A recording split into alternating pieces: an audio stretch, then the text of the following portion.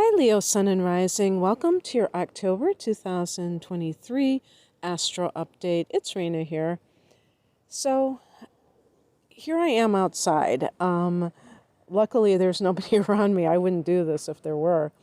But if you hear any noises, I think I'm in a flight pattern right now, so hopefully it won't be too distracting.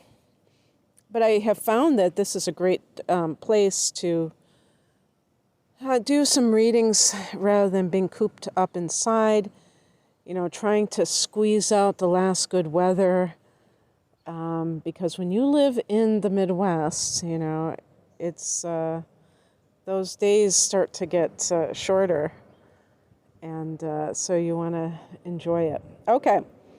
So what's October going to be like? Well, we are having eclipse season, so this will affect you in terms of Libra, because Libra is the solar eclipse, and Taurus. So I'm going to just go in order of what is happening. That's how I do things. On the 4th of the month, Mercury joins the Sun in your third house in Libra.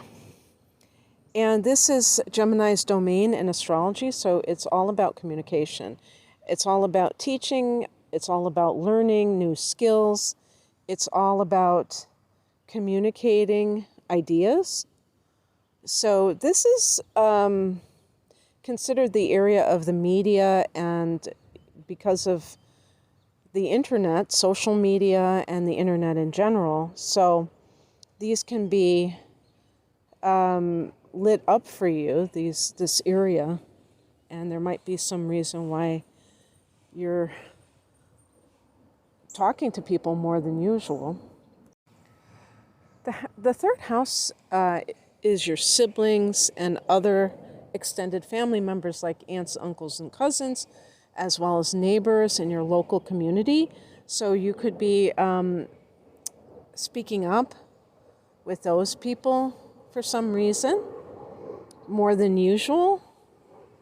So I do believe that when Mercury is here, that in particular, any kind of educational opportunity or job assignment might be in the works here. And sales. I think the third house is like business in general. So especially with sales. I'm sure Leo people would make great salespeople because they're so expressive and warm. On the 8th of the month, Venus goes into Virgo. This is the other sign that is ruled by Mercury, along with Gemini. Having Mercury in its own house on the 4th, that's one sort of thing. Virgo is your second house of earned income, so that could actually be good for you because, financially, because Venus rules the second house. Yeah, I'm definitely in a flight pattern. It's not always like this.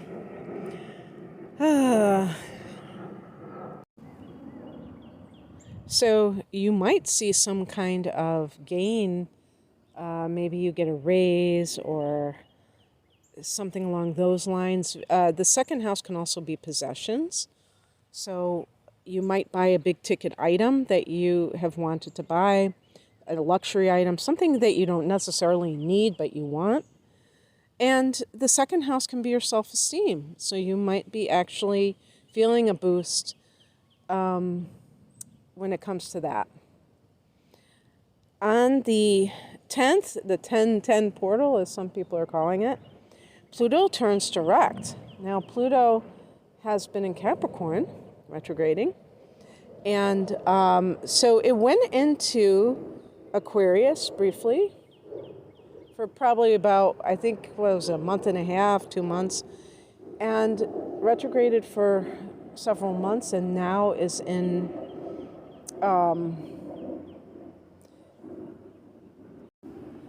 your 6th house.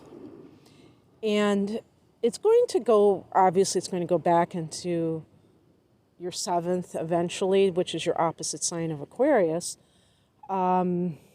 Yeah, there might have been some people who had some kind of issue with work matters in terms of,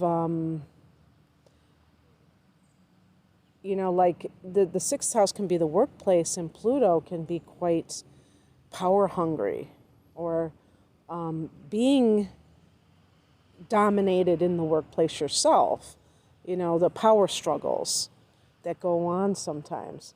So that could have been something that was really unpleasant, uncomfortable, maybe with coworkers. What I would say, whether somebody has Pluto in their natal sixth house or it's transiting through their sixth house, is to look at what they bring to the energy that they bring to that situation. And that's probably what you have done since Pluto has retrograded there. It's like, are you the one who is coming into that space trying to kind of be in a position of authority? Remember that Mussolini was a Leo. I think Napoleon was too. And so that Leo is a great leader, but what is there's a fine line between a leader and a dictator, right? As far as I'm concerned, the most powerful people are those that have no desire to control others, even if they're in a position of authority. It's like they're not like getting off on this ability to tell other people what to do.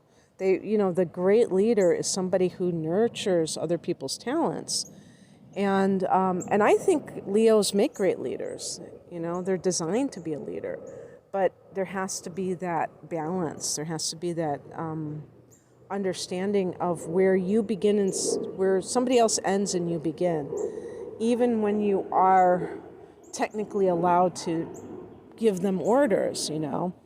So, coming into that desire for leadership is also a dance. It can't be like the dictator who steps over other people to get there. So I think that you have reflected upon that, and now if you are still interested in those kinds of ambitions, I think you're going to do so with a lot more finesse if you have felt like there was any kind of pushback.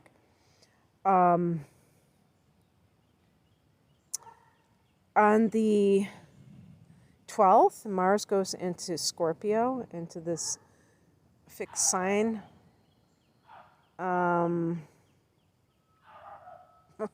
Geez. So that's your fourth house of home and family. And there may be some kind of conflict there. There may be some kind of issue, like the mother can be the fourth house. Some people say the father. We can say the family of origin. You may clash with them for some reason. This is the month before the holiday season. At least in the United States, we have Thanksgiving in November that kicks things off. I think Canada has a Thanksgiving too, but in any case, even in October, people are making plans. Oh, who's going to host Thanksgiving? Well, if you're in the UK, you probably don't even know what that is, but Christmas and all of that stuff. Who's going to do this? Who's going to do that? And it can get like really, I was going to say ugly sometimes, but this doesn't have to be that. It could simply be that you're spending more time with your mother, that you are renovating your home.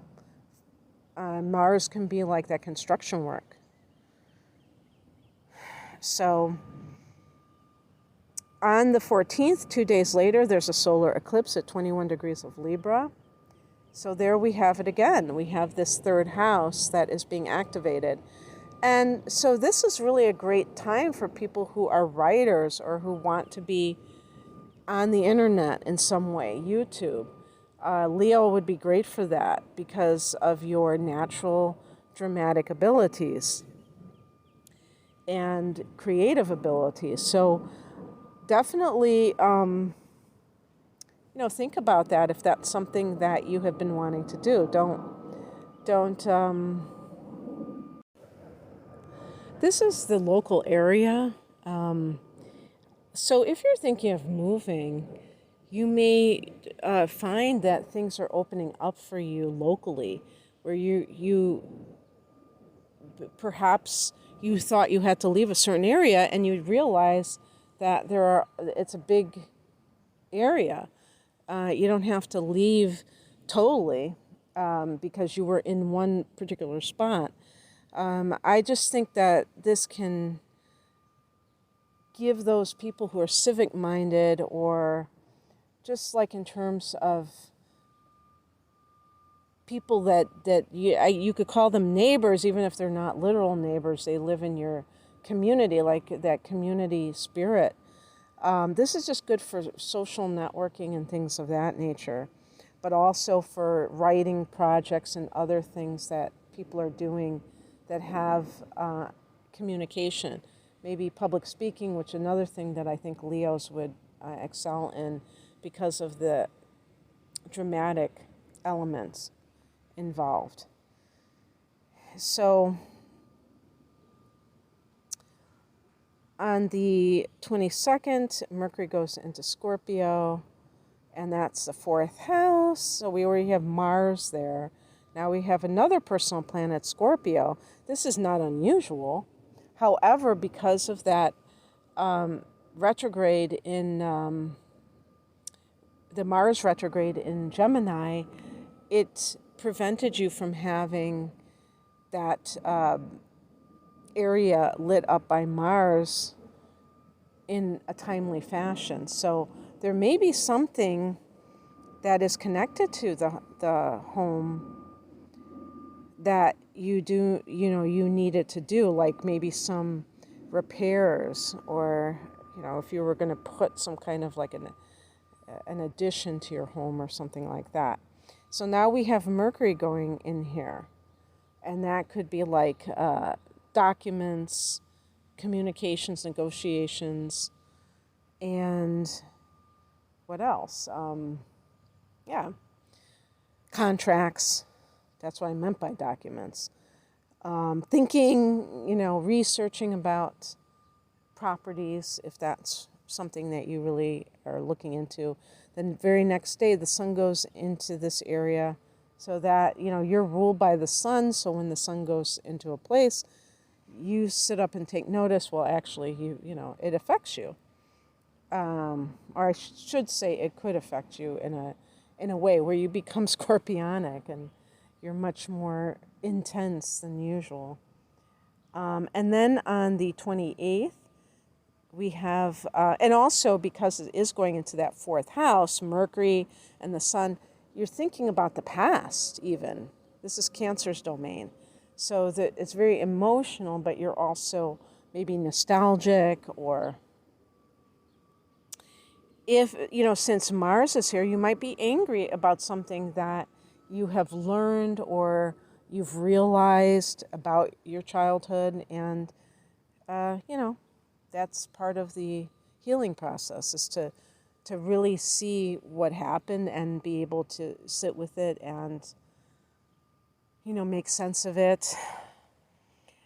On the 28th, we have a lunar eclipse at 5 degrees of Taurus. This is your 10th house of career, Leo. So this can be a time of a breakthrough career-wise. If it hits your 9th house in some charts, you're going to have to see, because this is not, these are general readings. If it's in your 9th house, then it could be that you have like a spiritual download that has to do with your, philosophical construct of what the meaning of life is for you. So that's more philosophical if it's in your 10th house of career, which, technically I'm supposed to be reading it for that. It could be like a breakthrough career-wise, and that could be really good for you, because, again, you have Pluto direct in the 6th house of work. So things are starting to kind of move forward. Maybe there was some delays or feelings of what would you call it, like lack of closure about something that had happened, and now you feel a lot more good about it. So that's what I have for you, Leo. I hope that this resonated. If you would like a private reading, I have package deals that I'm promoting, my deep dive readings, an hour of natal chart analysis with an hour of transits for a special price. I have that plus the tarot reading called the Whole Enchilada as a package deal, and I have other readings. You can find out more information at the link below. I'm at ReinaMoonAstrology.com. Thank you for listening. Bye.